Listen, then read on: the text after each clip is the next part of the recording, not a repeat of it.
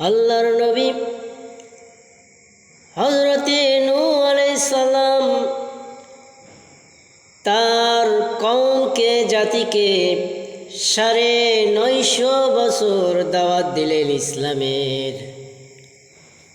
দাওয়াত দিয়ে যখন ৪০ থেকে ৮০ জন মানুষ ইসলাম গ্রহণ করলেন, ৯৫০ বছর দাওয়াত দিয়ে হযরতে নূহ আলাইহিস সালাম পেরেশানি হয়ে গেলেন। আর পারে না হযরত নূহ আলাইহিস সালাম আল্লাহর কাছে আর্গুমেন্ট পেশ করলেন, ও আল্লাহ, আমাকে বেহুশ করে দেয়, আমার দাওয়াত শুনে তারা কানে তুলা লাগিয়ে থাকে, আমার কথা তারা শুনতে চায় না। আমি ৯৫০ বছর দাওয়াত দিলাম, ও আল্লাহ, আমি তো আর পারছি না। আমি দোয়া করি আমার এই জাতিকে তুমি ধ্বংস করে দাও। আল্লাহ রব্বুল আলামিন এবার হযরত নূহ আলাইহিস সালামকে বললেন, ও নূহ নবী, তুমি এবার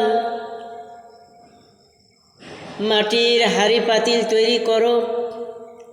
প্রত্যেকটা নবীকে আল্লাহ রব্বুল আলামিন একটা মর্যাদা দিয়েছিলেন, প্রত্যেকটা নবীকে একটা কাজ দিয়েছিলেন আল্লাহ রব্বুল আলামিন। কেউ রাখাল ছিলেন, কেউ কামার ছিলেন, কেউ কুমার ছিলেন। বিভিন্ন নবী আম্বিয়া ইসলামকে আল্লাহ রব্বুল আলামিন একজনকে একটা মর্যাদা দিয়েছেন। আল্লাহ রব্বুল আলামিন হযরতে নূহ আলাইহিস সালামকে বললেন, ও নূহ আলাইহিস সালাম, তুমি এবার মাটি দিয়ে মাটির হাঁড়ি পাতিল তৈরি করো।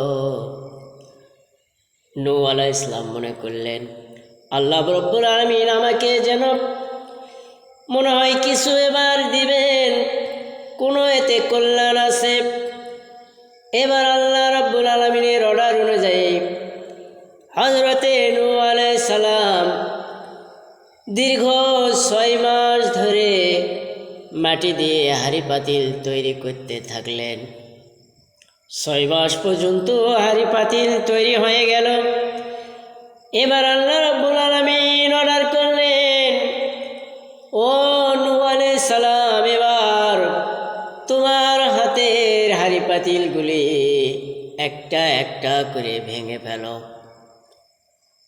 এবার নূহ আলাইহিস সালাম আল্লাহ রাব্বুল আলামিন কাছে বললেন, ও আল্লাহ, বুঝলাম না, আপনি নিজেই হাঁড়ি পাতিল তৈরি করতে বললেন, আবার নিজেই ভাঙতে বললেন, আমি তো বুঝলাম না।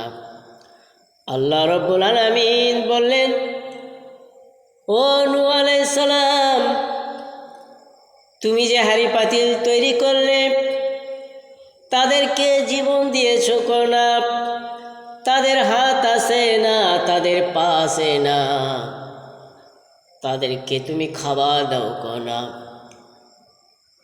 তুমি যদি ৬ মাস ধরে এই মাটির হাঁড়ি পাতিল বানায় তোমার ভাঙতে যদি মনে কষ্ট লাগে, আঘাত লাগে, দুঃখ লাগে, আমার বান্দারা, আমার দুয়ার খোলা। কোনো বান্দা যদি তওবা করে ইস্তেগফার পরে আমার কাছে ফিরে আসে, তাদেরকে মাফ করে দেব। ও নূহ আলাইহিস সালাম,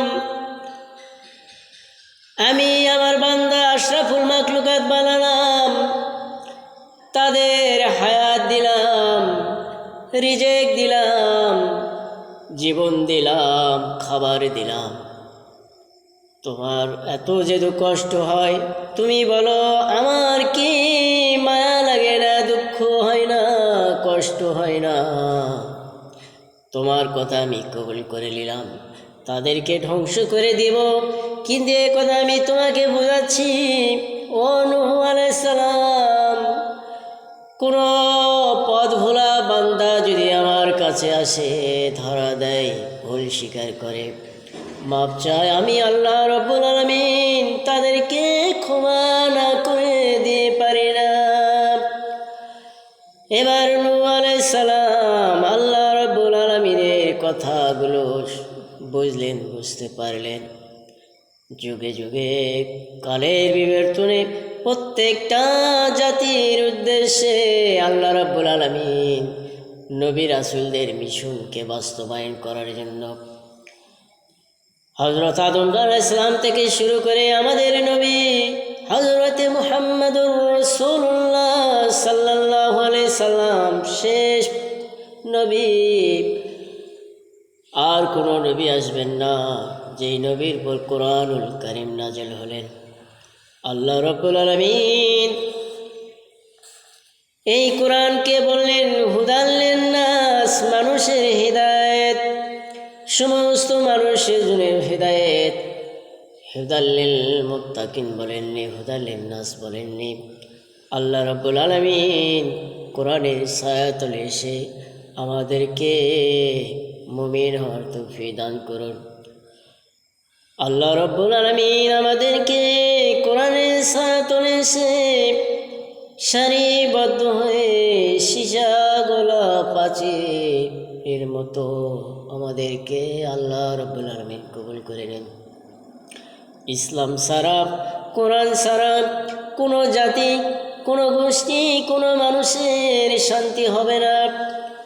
আল্লাহর নবী শিয়াবে আবু তালেবে 3টি বছর জেল খাটলেন এই কালেমার দাওয়াত দিতে গিয়ে। আল্লাহ রাব্বুল আলামিনের মাথার হেলমেট ভেঙে উহুদে কাফেরেরা রক্তাক্ত করলেন, দাঁত মোবারক শহীদ হল।